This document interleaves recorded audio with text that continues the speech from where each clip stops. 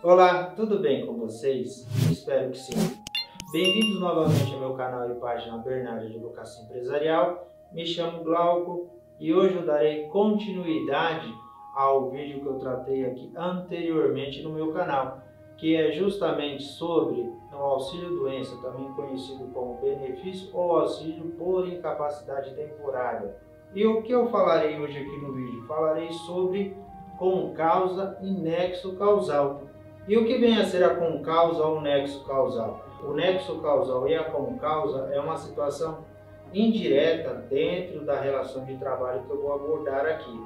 Por que uma relação indireta? Porque se pensarmos que numa relação direta eu tenho justamente o próprio acidente do trabalho, aí já não é mais indireta, é uma situação direta em que aquele colaborador ele pode pleitear o benefício previdenciário, exercer sua expectativa de direito em tese perante o judiciário. Então eu vou tratar daquela situação indireta em relação ao contrato de trabalho.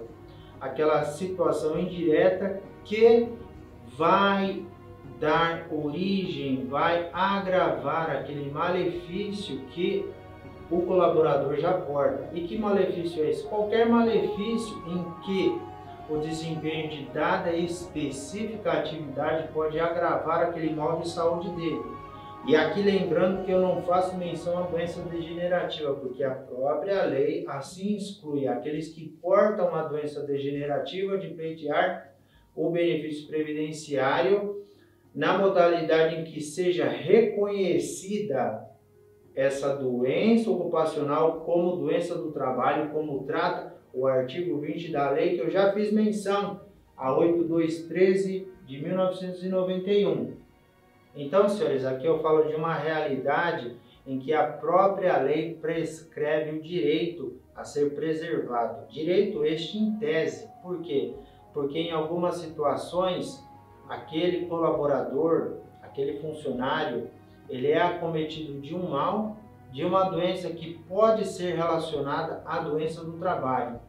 E a lei a qual eu faço menção, a 8213 de 1991, seu artigo 20, ela vai prescrever que são equiparadas a acidente do trabalho, aquelas moléstias que indiretamente podem ser reconhecidas assim nesse conceito acidentário.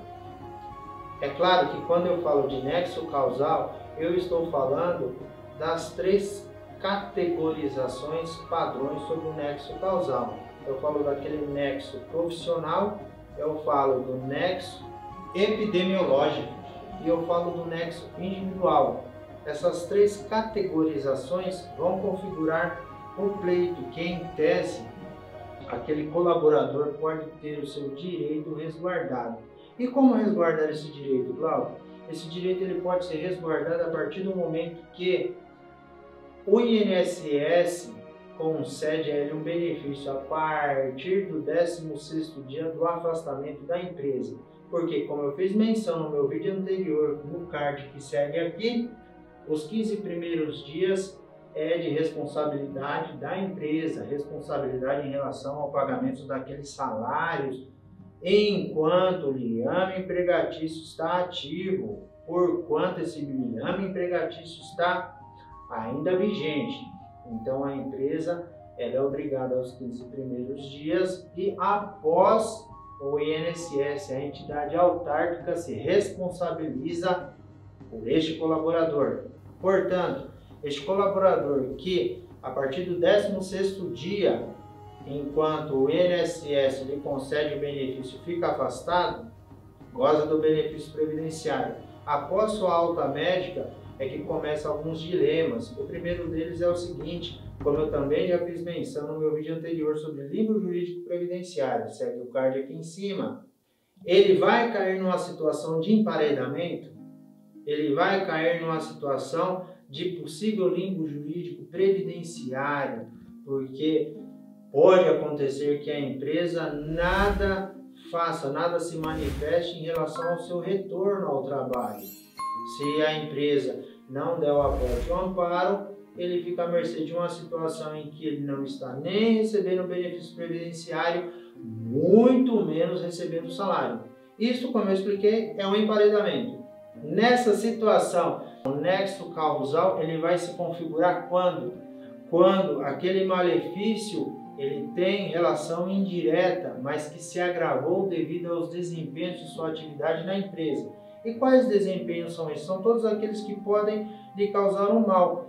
Por exemplo, os mais conhecidos exercícios por esforços repetitivos, LER, DORT, aquilo agrava a sua saúde, como eu fiz menção, não que seja degenerativo, que isso é outro mote, isso é tratado em outra especificidade legal. Eu falo de uma situação que vai se agravar, vai eclodir, aquilo estava latente dentro do organismo da pessoa, mas no exercício das suas atividades, infelizmente, aquilo se agrava. Isso é o nexo.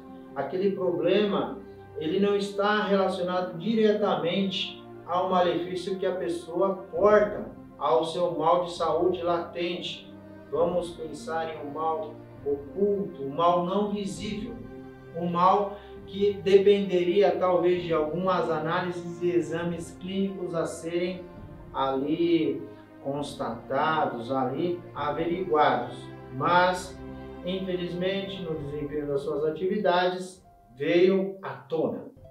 Então, esse malefício ele sendo reconhecido, e aqui eu faço menção que quem diz desse malefício, quem diz desse nexo causal ou com causa, primeiro é a lei, depois vem a doutrina e depois vem a jurisprudência, o judiciário com os seus mais diversos e praticamente infinitos julgados acerca do tema. Como o funcionário vai se resguardar desta situação?